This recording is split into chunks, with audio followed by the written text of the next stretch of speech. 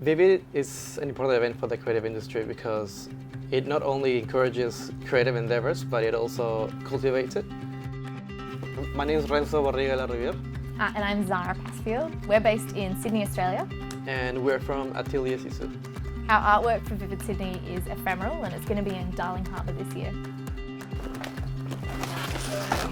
We're going to have to inflate over 200 of these. Yeah. Yeah.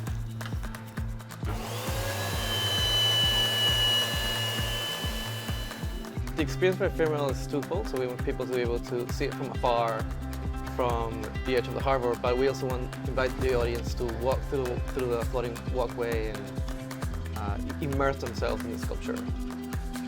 So this module, the audience will be invited to walk through, so the floating white pathway will actually go through this module, whereas the other ones are more of a visual immersion that you can see from the side of Darling Harbour rather than walking through.